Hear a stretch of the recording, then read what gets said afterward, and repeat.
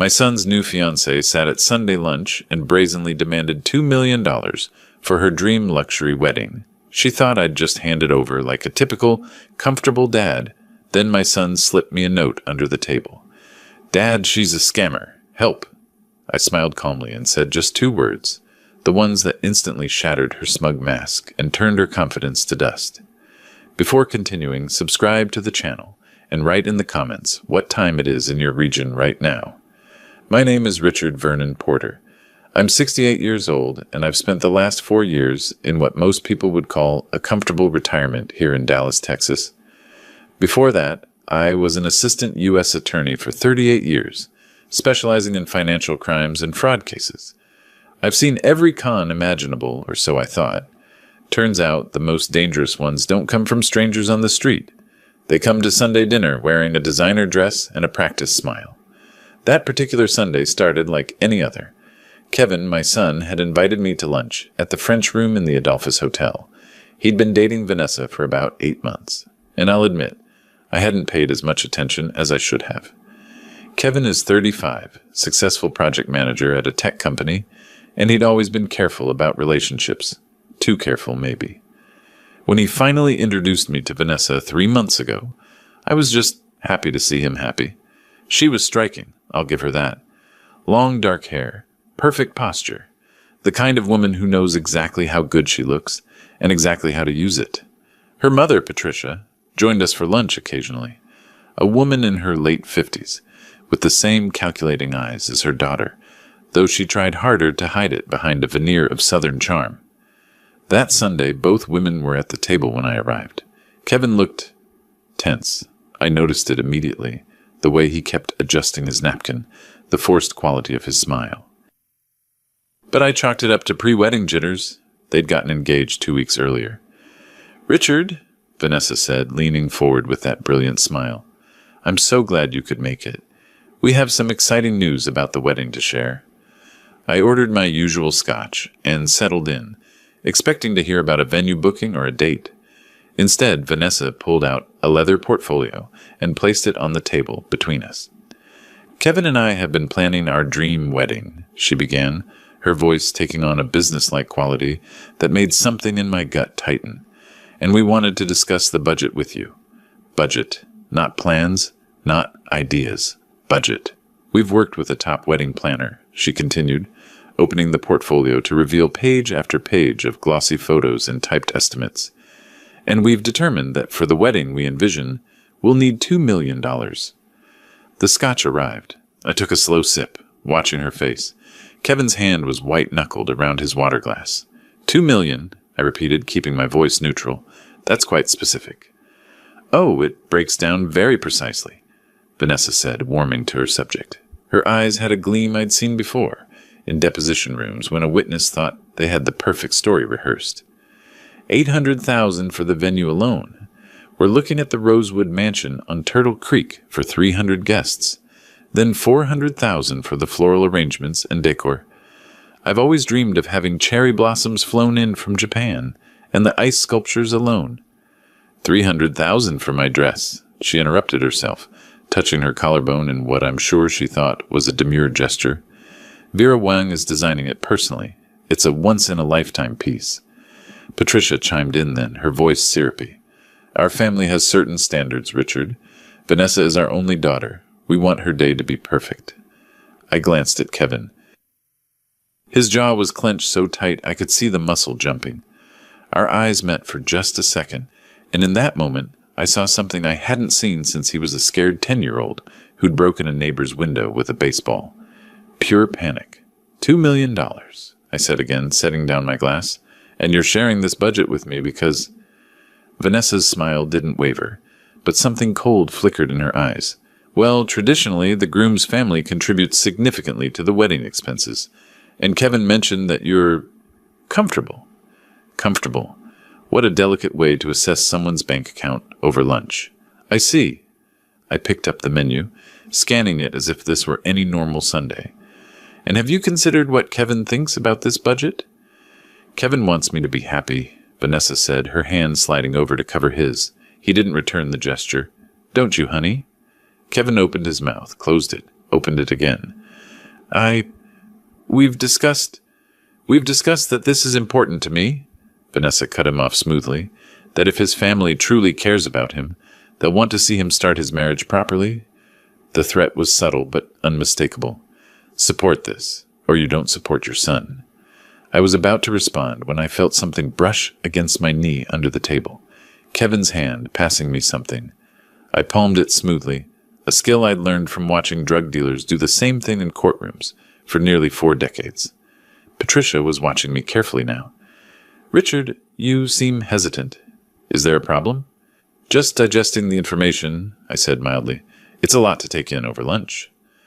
Vanessa leaned back, and I caught the change in her demeanor. The sweetness was evaporating. I would think that for your only son's wedding, no expense would be too great, but perhaps I'm mistaken about the kind of family Kevin comes from. There it was, the manipulation, crude but effective for most people. Attack the family bond, make it about love and loyalty instead of the absurd amount of money being demanded. Under the table, I unfolded the paper Kevin had passed me. Without looking down, I ran my thumb across it, feeling the indentations of pen strokes. Whatever he'd written, he'd pressed hard. The paper was small, maybe torn from a notepad. I kept my eyes on Vanessa as she continued talking about vintage champagne and custom invitations, all while my thumb traced the letters Kevin had carved into the note. When I'd felt enough to understand, my blood went cold. But I've learned something in 38 years of prosecuting criminals. The moment you show your hand is the moment you lose. So I smiled, nodded at appropriate moments, and listened to Vanessa's increasingly aggressive pitch, while my mind raced through everything Kevin had just told me in 6 words. Dad, she's a scammer. Please help. I looked at my son, really looked at him, the circles under his eyes that I'd dismissed as work stress, the weight he'd lost, the way he kept checking his phone with an expression close to dread whenever Vanessa wasn't watching. How had I missed this? But I knew how. I'd been alone since Kevin's mother passed 11 years ago, and I'd thrown myself into work to avoid the silence of the house. When I retired, I'd filled the void with my hobby of restoring antique legal texts and the occasional consulting work. I'd been so pleased that Kevin had finally found someone that I hadn't asked the questions a former federal prosecutor should have asked, like why a 32-year-old woman with no apparent career was living in a luxury apartment in Uptown, or why every conversation seemed to circle back to money and status, or why Kevin's friend circle had mysteriously shrunk since he'd started dating her. You're awfully quiet, Richard, Patricia observed, her tone sharp despite the smile. I shifted my attention to her. Another detail I'd overlooked, the way she choreographed these interactions, always present, always managing the conversation. This wasn't a daughter asking her mother for support. This was a team operation. Just thinking, I said pleasantly. Vanessa's eyes narrowed. Thinking about what? Whether your son is worth $2 million? There was the real her, flashing through the mask. The anger when someone didn't immediately capitulate. I'd seen this before. Different context, different setting, but the same pattern. The escalating demands, the emotional manipulation, the way she was already preparing the narrative that if I said no, I was the villain in Kevin's love story. Years ago, I'd prosecuted a case involving a woman who'd convinced 3 different men to invest their life savings in a luxury spa that never materialized. She'd use the same tactics, create the dream, make it seem essential, attack anyone who questioned it, isolate the victim from their support system. I'm thinking, I said slowly, about the details. What details? Vanessa's voice had an edge now. All of them. I picked up my scotch again, took another sip. $2 million is a significant sum. I assume you have detailed contracts from all these vendors? Signed agreements? Proof of the quoted prices? The silence at the table was sudden and complete. Patricia recovered first. Well, naturally, we're still in the planning stages. So you're asking for $2 million based on estimates. I kept my tone conversational. No contracts, no guarantees, just ideas. Vanessa's cheeks flushed. It's not about the paperwork, Richard. It's about trust. It's about family. Actually, I said, When someone asks me for $2 million, it's absolutely about the paperwork. I could see her recalculating, trying to figure out which approach would work. The sweet fiancé had failed. The righteous daughter hadn't worked. Now she was moving towards something else. Maybe this was a mistake, she said, her voice trembling just slightly. Maybe Kevin and I should just elope. Save everyone the trouble. Kevin's hand jerked toward her, then stopped. I saw the conflict on his face, the desperate desire to fix this, to make everyone happy, even as he'd literally just told me she was scamming him. This was it, the moment where I could let this play out, watch my son make a catastrophic mistake, or I could do what I'd done for 38 years, cut through the lies and force the truth into the light. I smiled. It was the smile I used to give defense attorneys who thought they were clever, right before I demolished their entire case with one piece of evidence they'd overlooked. Prove it, I said. Vanessa blinked. What? Prove it. Prove that this wedding actually cost $2 million. Show me the detailed estimates from real vendors with real company names and tax IDs. Show me signed proposals. Show me anything that demonstrates this isn't just a number you pulled out of thin air. Her mouth opened, closed. Patricia's eyes had gone hard. You have 72 hours, I continued, pulling out my phone and making a show of setting a reminder. 3 days to provide documentation for every single dollar you're requesting. If this wedding truly costs $2 million, proving it should be simple. This is insulting, Patricia hissed. This is due diligence, I corrected, something I should have done months ago. I stood up, dropped $200 bills on the table for lunch, and looked at Kevin. Son, I need to speak with you. Privately. Vanessa grabbed his arm. Kevin, you don't have to... Yes, I said quietly. He does. Because this is my son, and I will not watch him be manipulated. Not anymore. The look Vanessa gave me then was pure hatred, and in that moment I knew Kevin's note was absolutely right. This woman was a scammer, and she'd just realized that her Mark's father wasn't going to be as easy to handle as his lovesick son. I walked out of that restaurant with Kevin behind me, and for the first time in 4 years of retirement, I felt the old fire burning again, the thrill of the hunt, the pursuit of justice. Someone had tried to con my son. They'd picked the wrong family. Kevin sat in my study for 2 hours that evening, and I watched my son unravel the story of the past 8 months, like he was pulling apart a badly stitched seam. It started so perfectly, he said, staring at his hands. We met at a charity gala. She seemed different, intelligent, cultured, interested in meaningful things. She asked about my work, actually listened when I talked about project management strategies. I poured him a whiskey. He needed it. When did the money talk start? I asked. Second date. He laughed bitterly. She asked what neighborhood I lived in, where I grew up, what you did for a living.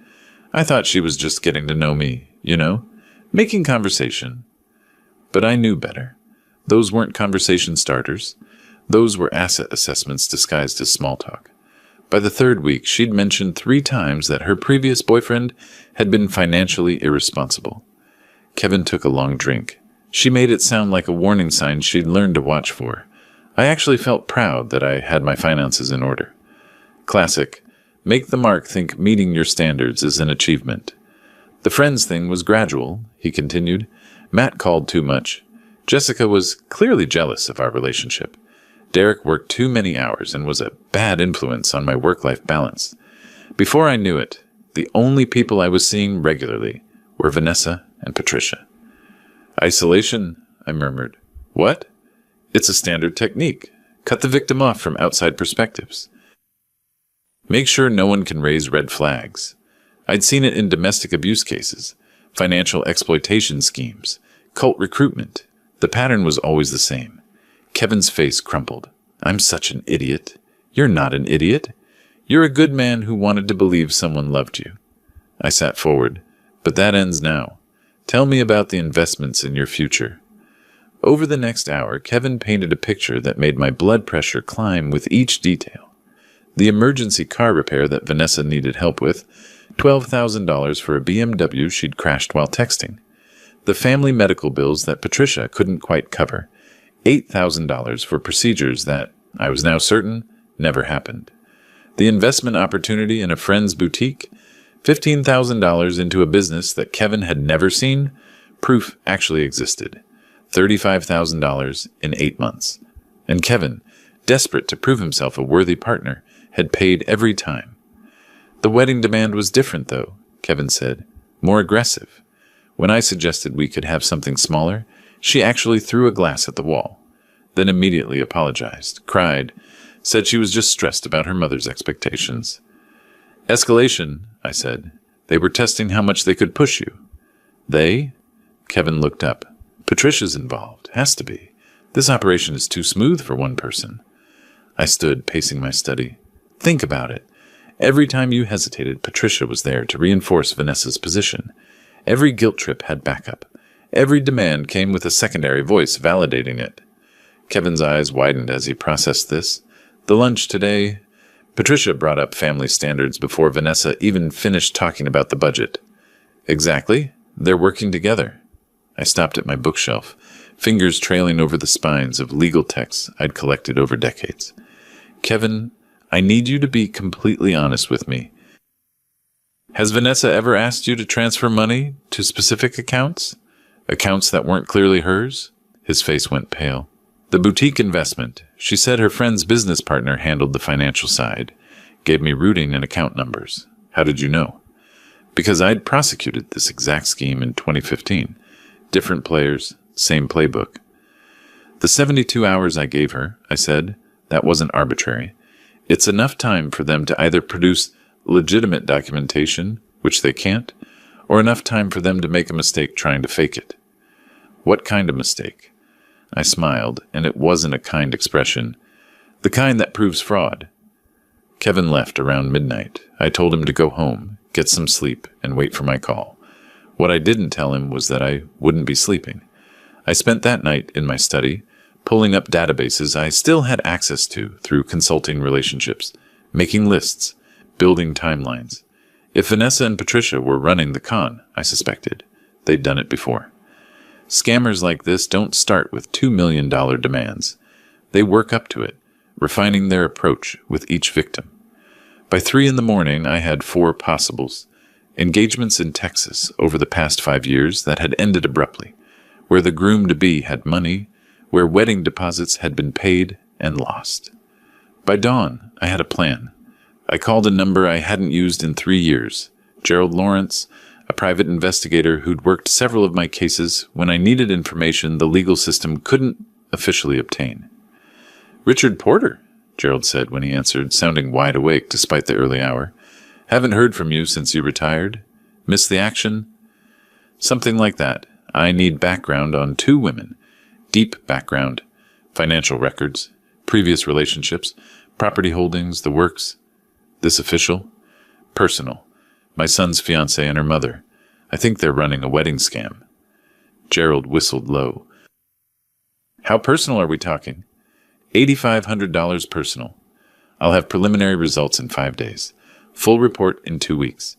5 days for preliminaries works. I'll send you the details within the hour. After I hung up, I sat back in my chair and watched the sunrise paint my study orange and gold. Somewhere across Dallas, Vanessa and Patricia were probably congratulating themselves on their performance at lunch, confident they'd either get their money or move on to the next target.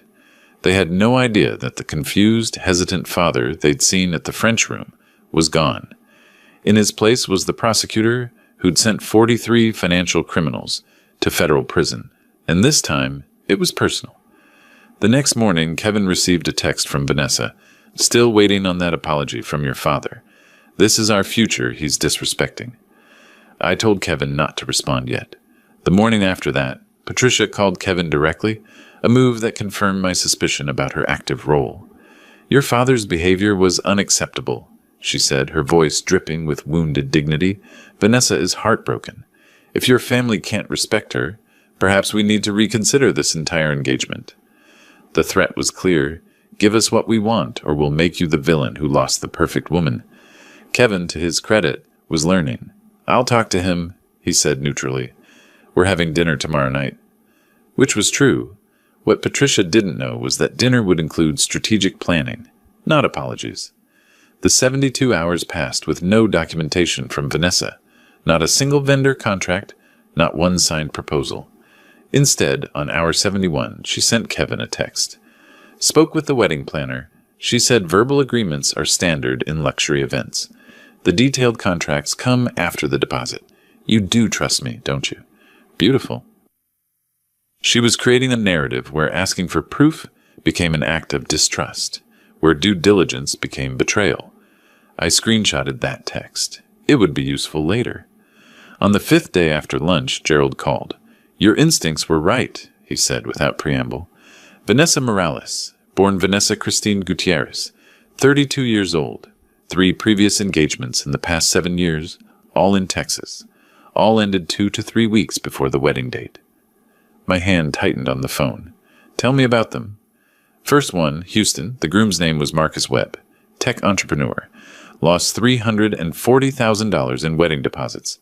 Claimed Vanessa kept delaying the contract reviews, saying her planner worked on trust and relationships. By the time he insisted on documentation, she'd already transferred the money. Wedding got called off when he finally demanded to meet the vendors.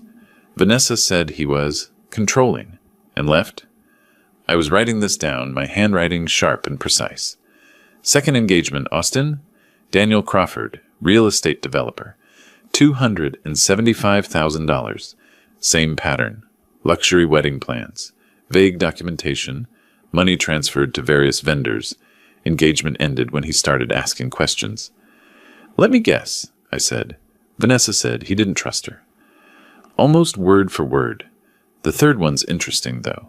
Stephen Richards, San Antonio, investment banker, $410,000. He actually hired a lawyer to investigate before the engagement ended.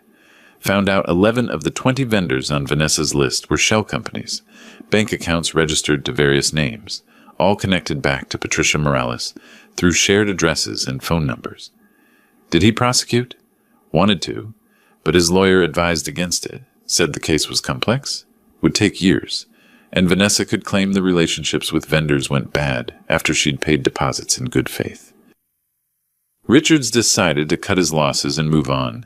He got married to someone else 6 months later, didn't want the drama haunting his new relationship. Smart from a personal standpoint, frustrating from a justice standpoint. So they've pulled this at least 3 times, I said. Probably more that we don't know about. Definitely more. I'm finding traces of similar patterns going back further, but the records get murky. Patricia Morales has been working various financial schemes since the early 2000s. Credit card fraud, identity theft, insurance scams. Nothing that stuck legally, but the pattern's there. They're professionals. They're professionals who got sloppy, Gerald corrected. They're working the same state, similar demographics, same basic con. If someone connects the dots, someone like, say, a former federal prosecutor, the whole thing falls apart. I smiled. How much of this can you document? All of it. Bank records, phone logs, property records, the works. I've also got contact information for all 3 previous victims. Whether they'll talk to you is another question. Forward me everything. I'll handle the victims.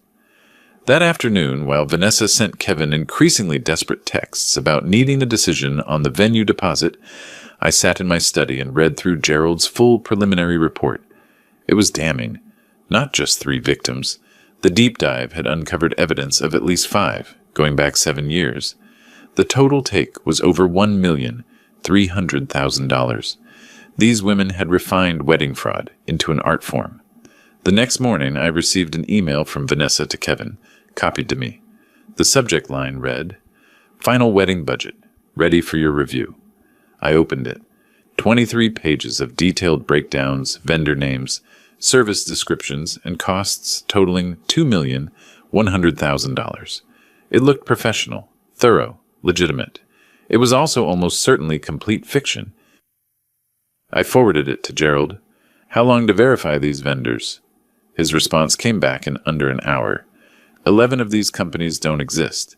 The others are real businesses, but when I called, pretending to be a groom checking references, none of them have contracts or even conversations with anyone named Vanessa Morales.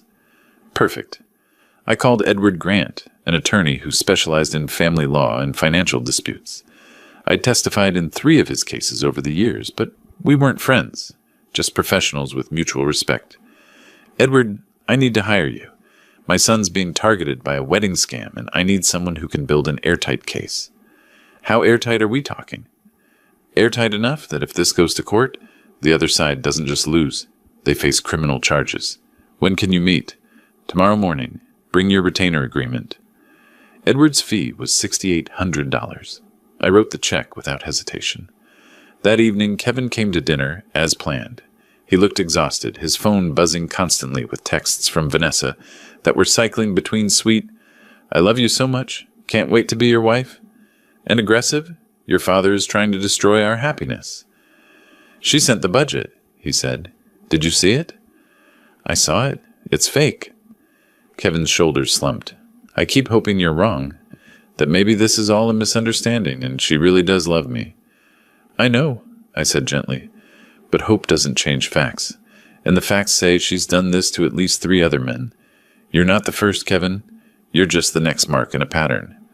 I showed him Gerald's report, watched his face as he read through the documented history of Vanessa's previous engagements, the money lost, the abandoned grooms who'd been exactly where he was now. When he finished, his hands were shaking. "What do we do?" he asked quietly. I leaned forward, my voice steady and cold. "We accept her invitation to meet with the wedding coordinator. We go to that meeting, and we let them show us exactly who they are." "Then what?" "Then I thought, we show them what happens when you try to con a prosecutor's son. But what I said was simpler. Then we make sure this never happens to anyone else." Gerald's full report arrived 2 days later, a comprehensive document that read like a criminal indictment. I spent an entire evening in my study, cross-referencing bank records, phone logs, and property transfers. The pattern was unmistakable and damning. The next morning, I hired Thomas Chen, a financial analyst who specialized in fraud detection. His fee was $4,200, but what he could do with raw data was worth every penny. I needed someone who could take Gerald's findings and transform them into courtroom-ready evidence. "I need a forensic breakdown of these transactions," I told him, sliding the report across his desk. "Show me the money trail. Every fake vendor, every shell company, every fraudulent transfer. Make it so clear that a jury could understand it in 5 minutes."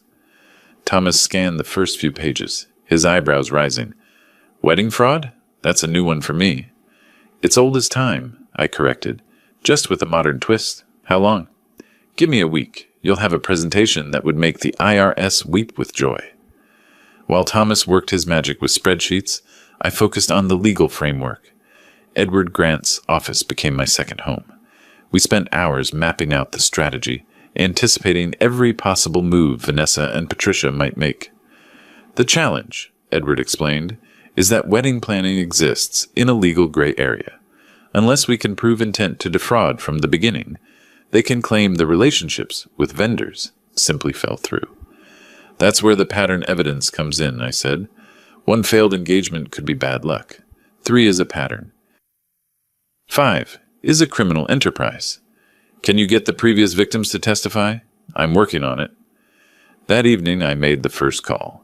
Marcus Webb, the Houston tech entrepreneur, answered on the 3rd ring. "Mr. Webb, my name is Richard Porter. I'm a retired federal prosecutor, and I'm calling because I believe you were targeted by the same people who are currently trying to scam my son." Silence on the other end. Then, "Vanessa Morales? You remember her. I lost $340,000 to that woman and her mother. Of course I remember her." His voice was tight with old anger. "What do you want?" "I want to stop them from doing this to anyone else. I have evidence of multiple victims. If we build a strong enough case, we can get law enforcement involved.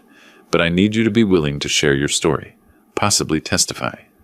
Another pause. "What makes you think this will work?" I talked to lawyers.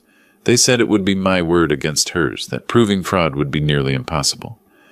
"Because I have something you didn't have, a pattern. 4 other victims besides you and my son. Bank records showing the same shell companies, the same tactics, the same timeline. Individually, you couldn't prove it. Together, we can prove it beyond any reasonable doubt." Marcus was quiet for a long moment. "Send me what you have. Let me review it. If it's solid, I'll help. 2 down, Daniel Crawford in Austin took more convincing but eventually agreed. Stephen Richards in San Antonio practically volunteered when I mentioned Patricia's name.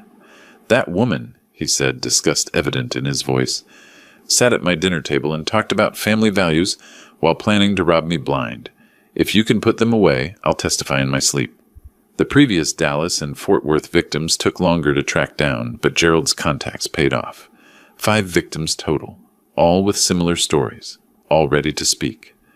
Meanwhile, Vanessa's pressure on Kevin intensified. The texts came every few hours now. We need to secure the venue by the end of the week. My planner says we're going to lose the date if we don't put down the deposit.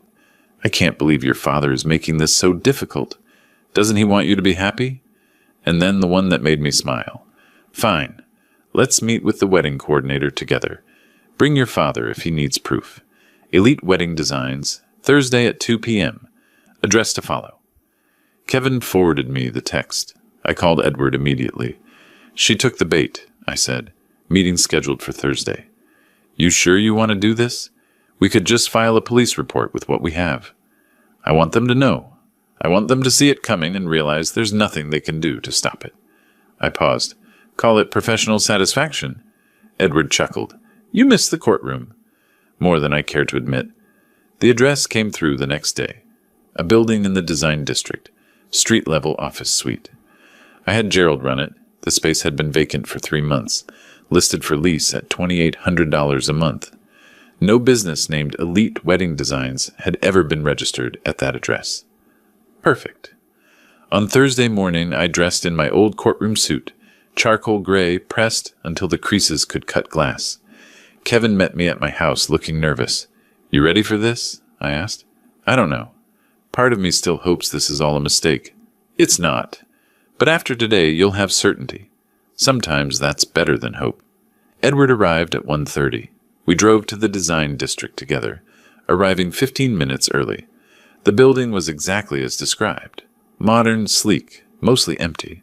Suite 140 had a temporary Elite Wedding Designs placard taped to the door. Someone had put effort into the staging. Classy, Edward muttered, photographing the obviously fake sign. We waited in the parking lot. At exactly 2 o'clock, Vanessa's Mercedes pulled up. She emerged first, wearing an outfit that probably cost more than most people's monthly rent. Patricia followed, her expression already defensive. They didn't see us immediately. I watched Vanessa check her phone, touch up her lipstick, arrange her face into what she probably thought was a warm smile. The transformation was remarkable, from calculating to charming in under 30 seconds. Then she spotted us getting out of Edward's car, and her smile faltered for just a moment before reasserting itself. Kevin, darling, she called, walking toward us with arms outstretched. I'm so glad you're here. And you brought your father. How thorough. I said nothing, just watched. Patricia's eyes narrowed when she saw Edward. Who's this? Edward Grant, he said pleasantly. I'm Mr. Porter's attorney. The temperature seemed to drop 10 degrees. Attorney? Vanessa's voice climbed half an octave. Why on earth would we need an attorney at a wedding planning meeting? Shall we go inside? I suggested. I'm curious to meet your coordinator.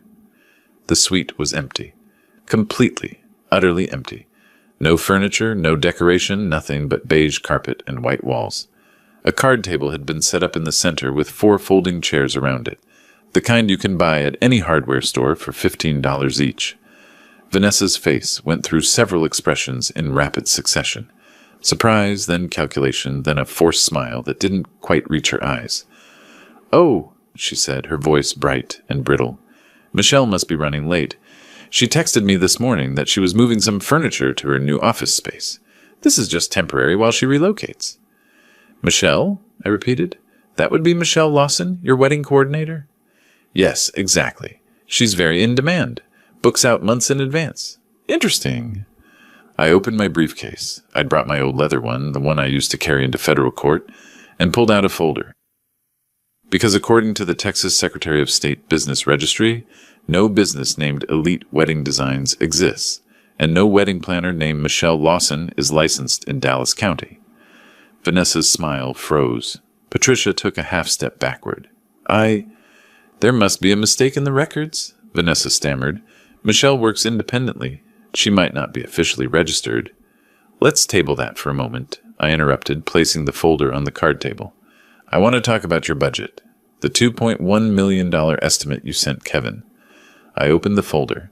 23 pages of vendor analysis, each one marked up in red. Thomas had done exceptional work.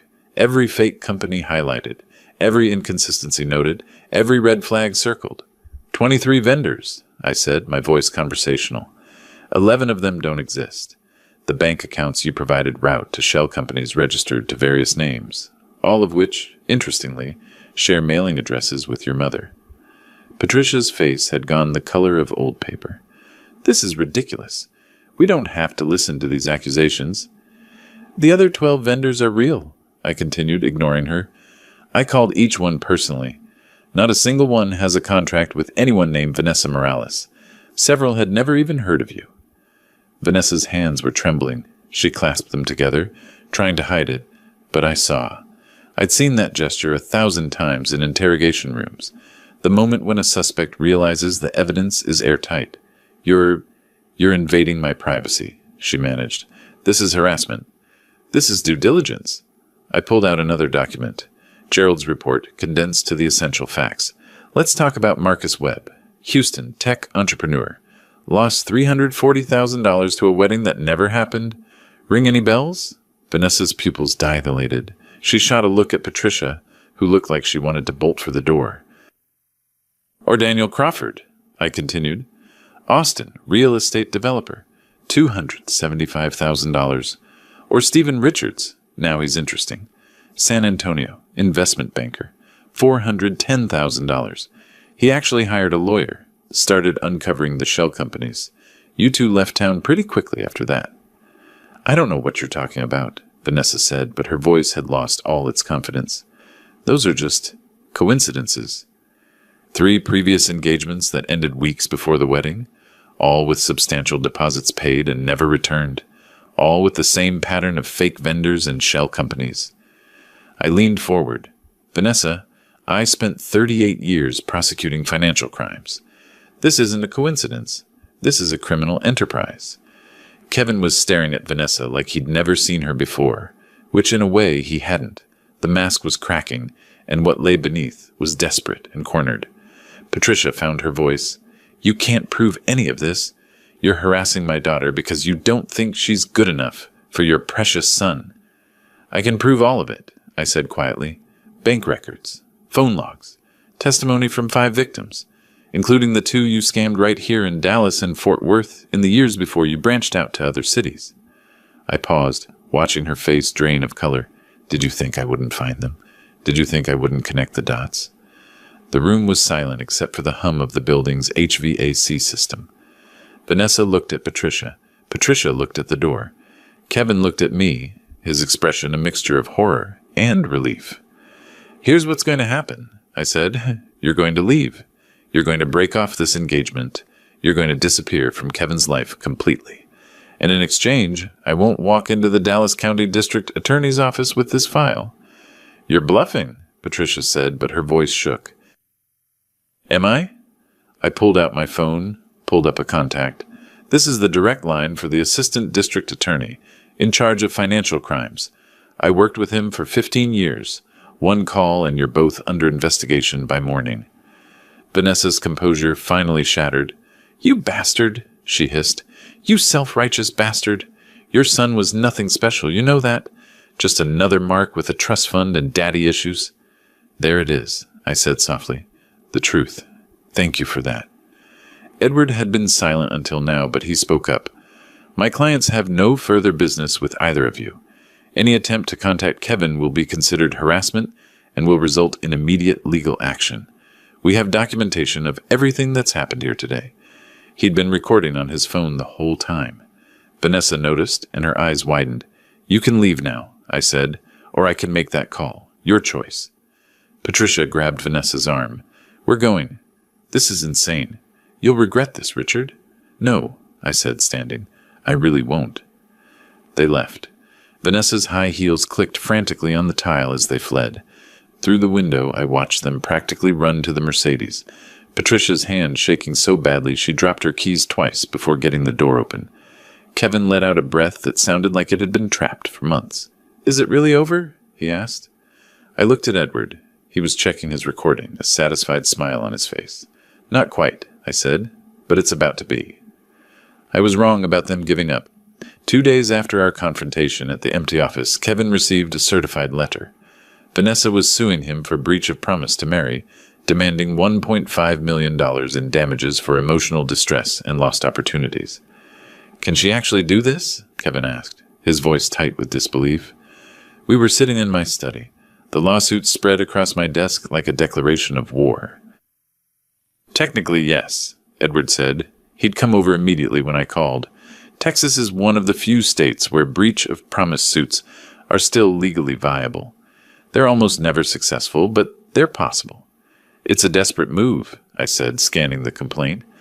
Vanessa's attorney, some bottom feeder named Roland Hutchins who advertised on bus benches, had cobbled together a case built entirely on emotional manipulation.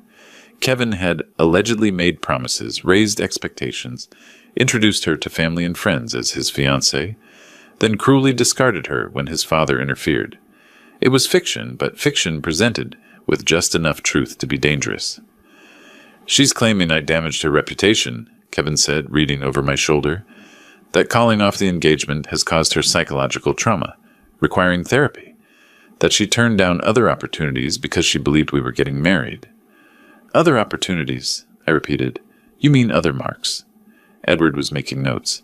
"They're trying to paint you as the villain, Richard, the controlling father who destroyed his son's happiness. It's actually a clever angle, plays on sympathy, makes this about family interference rather than fraud. Except we have evidence of the fraud, which they'll claim is irrelevant to the question of whether Kevin broke a promise to marry. They're separating the issues. This suit is only about the broken engagement, not about the wedding planning." I sat back, studying the lawsuit.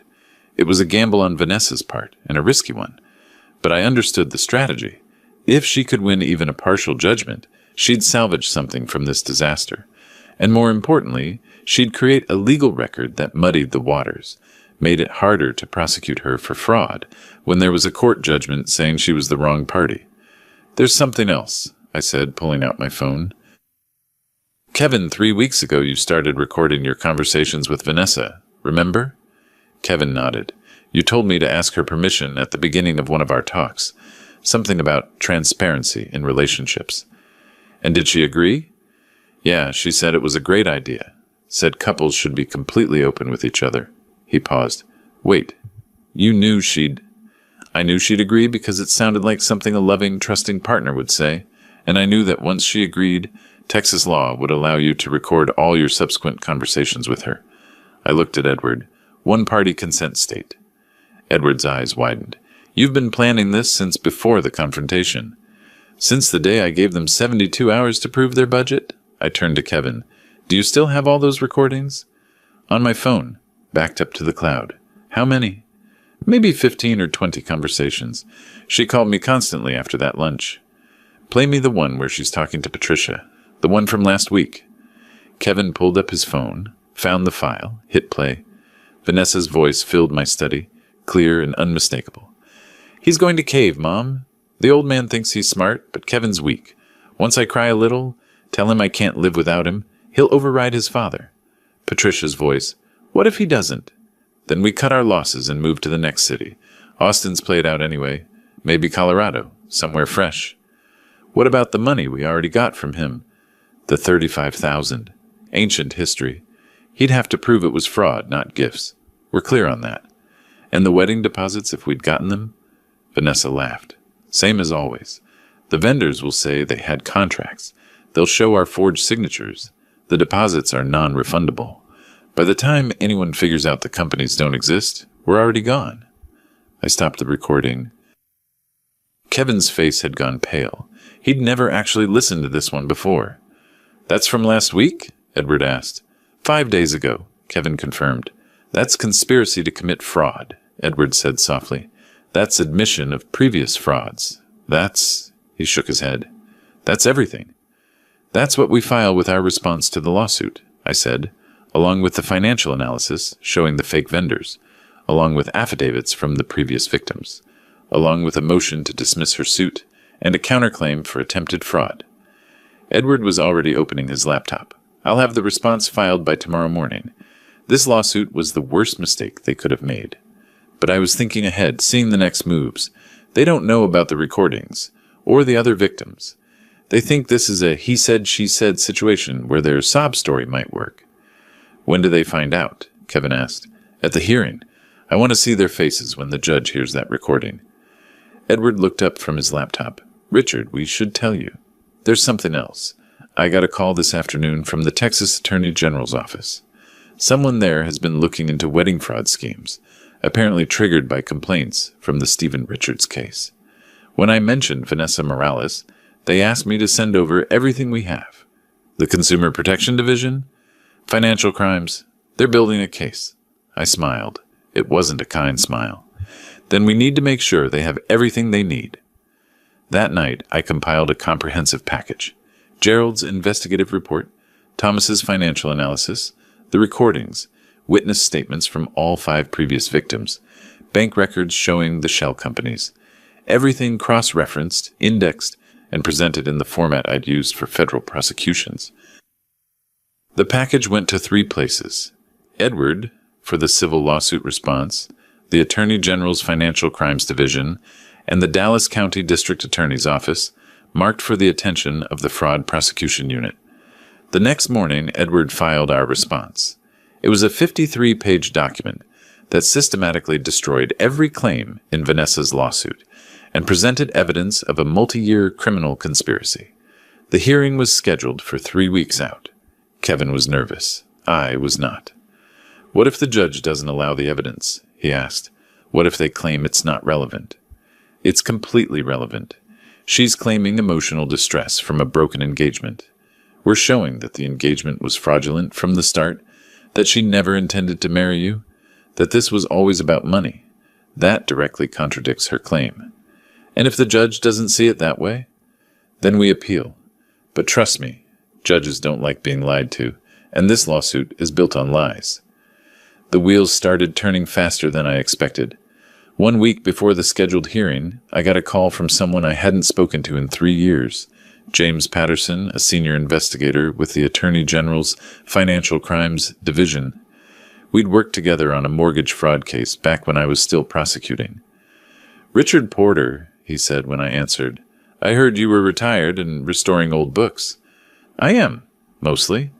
Except when you're building criminal cases that would make a federal prosecutor jealous. I got your package. It's immaculate. Thank you. We want to move on this. Immediately. The evidence of organized fraud is overwhelming, and with 5 victims willing to testify, we can make charges stick. But I need to coordinate with your civil case. What do you need? The recordings. Official copies, properly authenticated.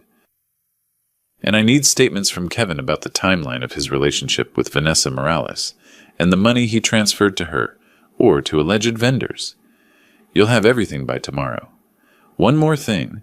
We found 2 more victims. Well, potential victims.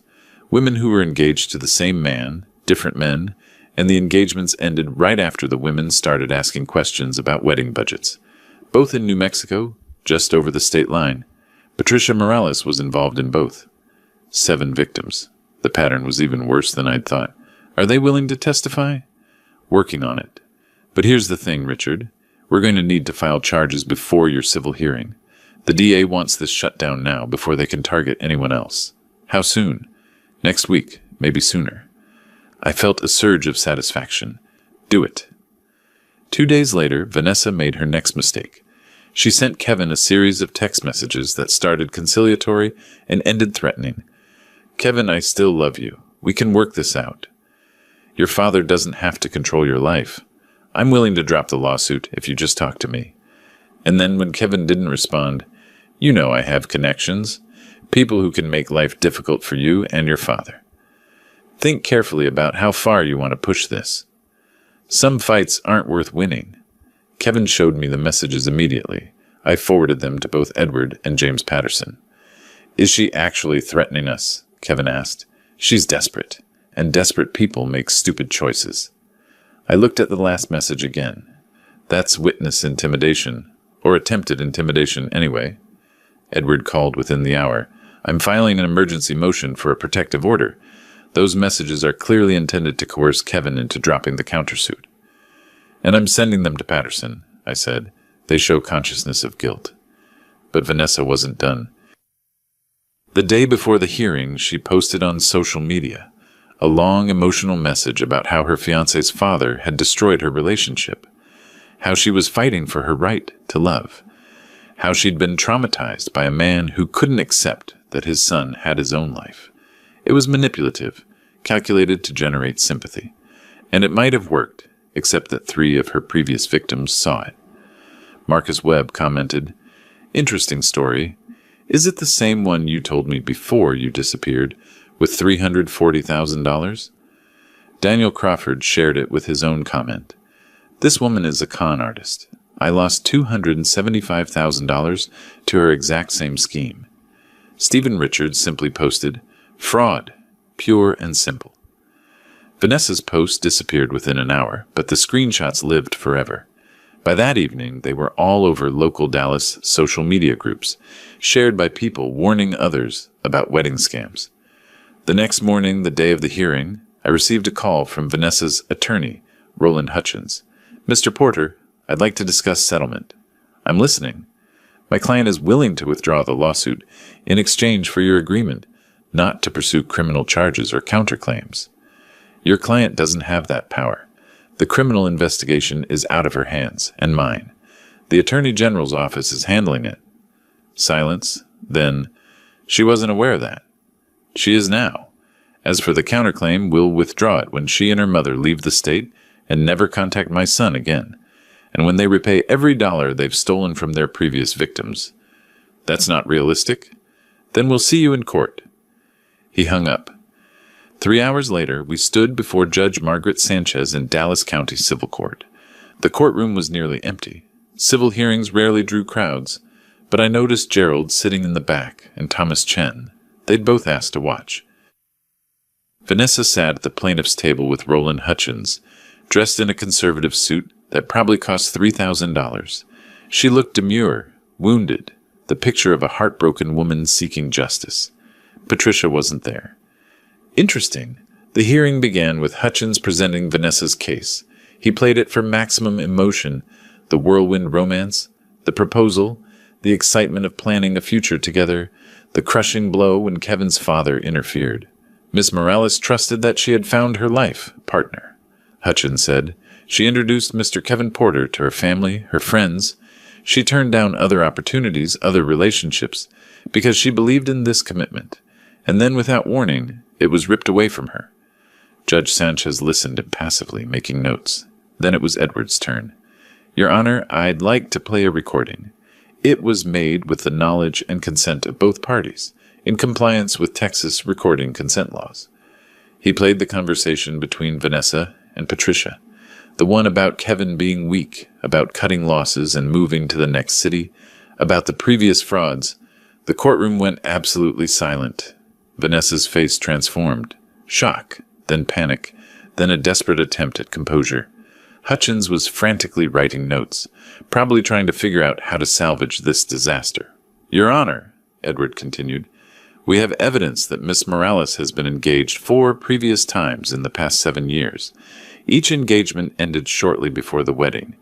Each time, substantial deposits were paid to vendors who later proved to be fictitious or unconnected to the defendant. We have 5 victims prepared to testify, with combined losses exceeding $1.3 million. He laid out the evidence methodically. The fake wedding budget, the shell companies, the pattern of behavior, the previous victims' affidavits. Judge Sanchez's expression hardened with each document. When Edward finished, she looked at Hutchins. Does your client wish to respond? Hutchins stood. Your Honor, we'd like to request a continuance to review this new evidence. It's not new, Counselor. It's a matter of public record. Your client's previous engagements, the business registrations or lack thereof, all of this was discoverable with basic due diligence. We maintain that Miss Morales's previous relationships have no bearing on whether Mr. Porter broke his promise to... I've heard enough. Judge Sanchez's voice was ice. The plaintiff's suit is dismissed with prejudice. Furthermore, I'm granting the defendant's counterclaim and awarding costs and attorney's fees in the amount of... She paused, checking Edward's filing. $18,400. Vanessa made a sound like she'd been punched. Miss Morales, the judge continued, I'm also referring this matter to the Dallas County District Attorney's Office for investigation of possible fraud. You're dismissed. We stood. Vanessa remained seated, staring at the table. Hutchins was already gathering his papers, clearly eager to distance himself from his client. As we left the courtroom, I heard Vanessa finally speak, her voice small and broken. What do I do now? I didn't look back. Outside, Edward was grinning. That went better than expected. It went exactly as expected, I corrected. She handed us everything we needed. Kevin looked dazed. It's really over? The civil case is over, I said. The criminal case is just beginning. My phone buzzed. A text from James Patterson. Charges filed. Arrest warrants issued for Vanessa Morales and Patricia Morales. Wire fraud and organized criminal activity. Thanks for the gift-wrapped case. I showed the message to Kevin and Edward. They're being arrested? Kevin asked. Probably within the hour, I said. Patterson doesn't waste time. And sure enough, as we walked to the parking lot, 2 Dallas police patrol cars pulled up to the courthouse entrance. Through the glass doors, I watched officers approach Vanessa, who was still sitting in the courtroom, alone and defeated. The transformation was complete, from predator to prey in less than a month. Justice, I'd learned in 38 years of prosecution, doesn't always arrive quickly, but when it does, it's beautiful to watch. The courtroom hearing I described was just the preliminary dismissal. The real show came a week later. The Attorney General's office moved faster than even I'd anticipated. Within days of filing charges, they'd secured grand jury indictments against both Vanessa and Patricia Morales. Wire fraud, using electronic communications to defraud victims across state lines. Organized criminal activity, operating a continuing criminal enterprise. The charges carried a combined maximum sentence of 20 years in federal prison. The arraignment was scheduled for a Tuesday morning. I wasn't required to attend, but there was no way I was missing it. Kevin came with me. We sat in the gallery of the federal courthouse, watching as Vanessa and Patricia were led in by U.S. Marshals. They'd been denied bail reduction. Judge Chen had agreed with the prosecution that they were flight risks, given their history of moving cities after each fraud. Both women looked terrible. Vanessa's designer clothes were gone, replaced by an orange jumpsuit. Her hair, always perfectly styled, hung limp.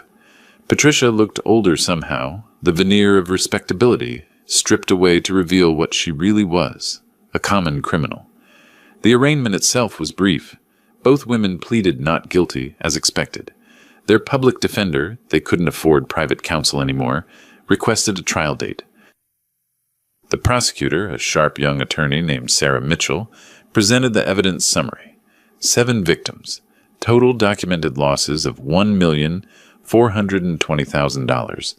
Pattern of behavior spanning 8 years. Your Honor, Mitchell said, the evidence in this case is overwhelming. We have victim testimony, financial records, recorded conversations admitting to the fraud scheme, and documentation of the shell companies used to launder the money. The defendants operated this scheme across multiple Texas cities, targeting vulnerable men with calculated precision. The judge set the trial for 8 weeks out. As we left the courthouse, Kevin was quiet. We walked to my car in silence. You okay? I asked. I keep thinking about what she said, that I was just another mark with a trust fund and daddy issues. He shook his head. Was I really that obvious? You were lonely. There's nothing wrong with wanting companionship. I started the car. She's a professional. She's been doing this for years. You're not the first person she fooled, and you wouldn't have been the last if we hadn't stopped her. Because of you. If you hadn't seen through it. You saw through it, I corrected. That note you passed me at lunch. She's a scammer. Help. You knew something was wrong. You just needed backup to act on it. He was silent for a moment. What happens now? Now we wait for the trial. But honestly, I don't think it'll go to trial. The evidence is too strong. Mitchell will offer a plea deal and their lawyer will tell them to take it. I was right. 3 weeks later, Edward called with news. Vanessa Morales is pleading guilty to all charges. Patricia, too. They're allocuting in federal court tomorrow. What's the sentence? Vanessa gets 12 years, Patricia gets 15. The difference is because Patricia has prior fraud convictions from 20 years ago.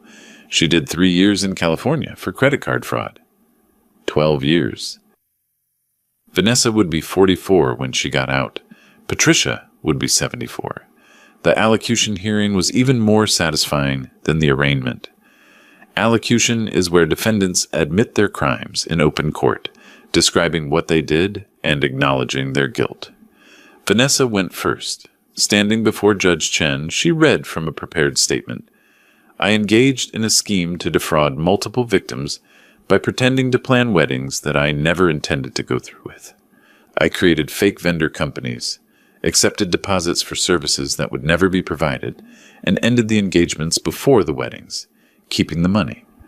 I did this with Marcus Webb, Daniel Crawford, Stephen Richards, and 4 others. I worked with my mother to coordinate these frauds. I am guilty of these crimes. Her voice was flat, defeated. No tears, no emotion, just the cold recitation of facts. Patricia's statement was similar, though she tried to inject some maternal excuse. I participated in these frauds to help my daughter, but I understand now that what we did was wrong and caused real harm to real people. Judge Chen wasn't having it. Ms. Morales, you didn't participate to help your daughter. You orchestrated a criminal enterprise that spanned nearly a decade. You taught your daughter how to manipulate people, how to create false documents, how to target vulnerable victims. This wasn't motherly concern. This was greed. Patricia's face crumbled, but she said nothing. The judge continued, Additionally, as part of the plea agreement, both defendants will be required to pay restitution to all 7 victims. The total restitution amount is $1,420,000, plus interest, to be paid jointly and severally. Joint and several liability meant each victim could collect from either defendant, and the 2 women would have to figure out between themselves how to split the debt. In practical terms, it meant they'd both be in debt for the rest of their lives. As the marshals led them away, Vanessa looked back at the gallery. Her eyes found Kevin, then me. I saw rage there and humiliation, and something that might have been regret. But mostly I saw the recognition that she'd been beaten at her own game by someone who knew the rules better than she did. I didn't smile, didn't gloat, just held her gaze until she looked away. Outside the courthouse, Marcus Webb was waiting. He'd flown in from Houston for the hearing. Mr. Porter, he said, extending his hand, I wanted to thank you. I've been trying to get justice for what happened to me for 5 years. You made it happen in a month. You helped make it happen, I said. Your testimony, your willingness to come forward, that made the pattern clear. Still, he smiled, it feels good, doesn't it? Watching them go down. It did feel good, not in a vindictive way, but in the way that justice always feels when it's properly served. Kevin was standing apart, watching the courthouse entrance. I thought I'd feel differently, he said when Marcus left. Happier, maybe, or at least satisfied, but mostly I just feel tired. That's normal, I said. You've been living with this stress for months. Now it's done. Is it, though? They still have to serve the sentences. What if they appeal? They won't. The plea deal waives their right to appeal. It's finished, Kevin. They're going to prison, they're paying restitution, and they're never going to hurt anyone else. He nodded slowly. Then I guess it really is over. The final piece of business came several weeks later in the form of a certified check. Edward had pursued the counterclaim for legal fees, and the court had ordered Vanessa to pay. Since she'd already pleaded guilty to fraud, there was no question about liability. The $18,400 Kevin was awarded represented every penny we'd spent on Edward's fees, Gerald's investigation, and Thomas's financial analysis. The check arrived at my house. Kevin came over to see it. Blood from a stone, I said, holding the cashier's check. The court seized what little Vanessa had in her accounts before she went to prison. This is probably the only money any of us will ever see. I don't care about the money, Kevin said. I just want to move on. And he had been moving on. In the weeks since the plea hearing, he'd reconnected with the friends Vanessa had isolated him from, started dating someone new, a teacher he'd met through a mutual friend who thought $2 million for a wedding was insane and suggested they go hiking instead. He looked healthier, lighter, like a weight had been lifted. "You know what I keep thinking about," he said, settling into one of my study chairs. "That lunch at the French room, when you said, 'Prove it.' You knew right then, didn't you? That she couldn't prove it, that it was all fake." I poured us both a drink. I suspected. The demand for such a specific amount, delivered with such confidence, that's not how real wedding planning works. Real couples discuss budgets, negotiate, compromise. They don't demand $2 million over lunch. And the note I passed you confirmed what I was already thinking. I sat down across from him. "But here's the thing, Kevin. You knew too. That's why you wrote the note. Some part of you recognized the manipulation, the lies. You just needed someone to validate that instinct." He was quiet for a moment. "I asked her once, early on, if she loved me or my money. What did she say? She cried, said she couldn't believe I'd ask such a hurtful question, that she loved me for who I was, not what I had." He laughed bitterly. "I apologized to her, for doubting her. That's what they do. They make you feel guilty for being smart." I took a sip of my drink. "But you learned something valuable. Trust your instincts. When something feels wrong, it usually is." "Did you ever doubt yourself during all this?" "Once," I admitted. "Right before we went to that empty office for the meeting. I thought, what if I'm wrong? What if this really is just a misunderstanding, and I'm destroying my son's relationship over paranoia?" "What changed your mind?" "Nothing changed my mind because I wasn't really doubting. That was just nerves. The evidence was solid. I knew we were right." I smiled. "And that empty office with the $15 folding chairs confirmed it beautifully." Kevin laughed, a real laugh. The first genuine one I'd heard from him in months. The look on her face when she realized you knew everything. I've never seen someone go so pale so fast. Professional scammers are used to controlling the narrative. When they lose that control, they panic. I pulled out the check again, held it up to the light. This represents more than money. It represents accountability. She has to pay for what she did, literally and figuratively. "Are you going to cash it?" "Tomorrow. And I'm taking you to lunch with part of it. Somewhere nice." I paused. "Not the French room, though. That place has bad memories now." "Agreed." We sat in comfortable silence for a while, the kind of silence that only comes when a crisis has passed and peace has been restored. "Dad," Kevin said eventually, "thank you for believing me, for helping me, for everything." "That's what fathers do," I said simply. "We protect our kids, even when they're 35 years old and should probably know better." He smiled. "I'll try to make better choices about who I date from now on." "See that you do. My investigating budget is exhausted."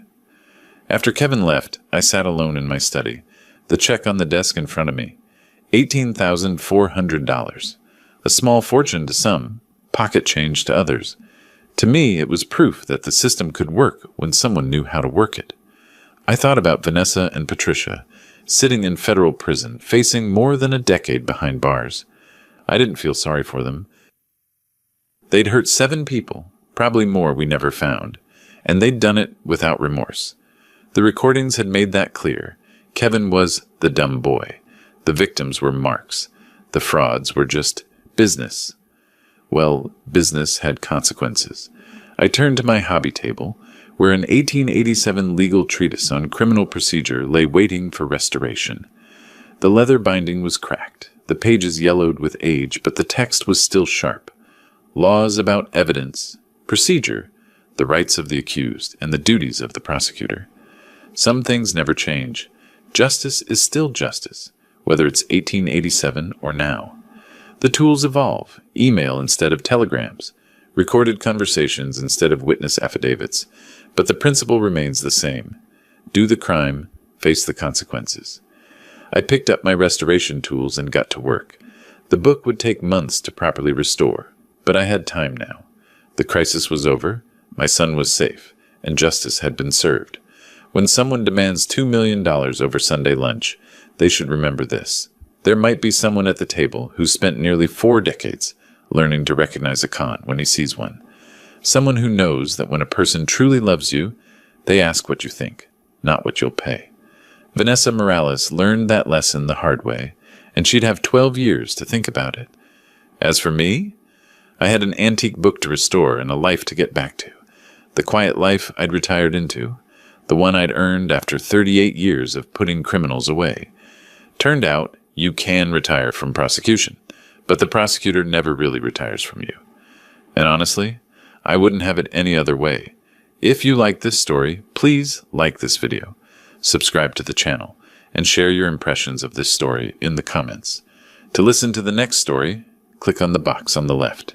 Thank you for watching. 덕비 천안 사러. 아, 청주였나? 아, 맞아. 덕비는 그리고 여자친구 있어.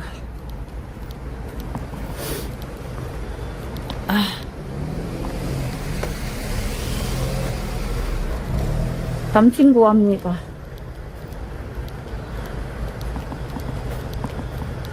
아이고, 아이고, 아이고. 아이고, 무거워. 아.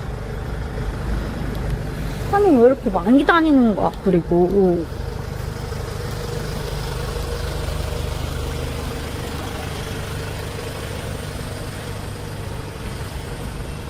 하고 힘들어. 크로운 찾기가 뭐야?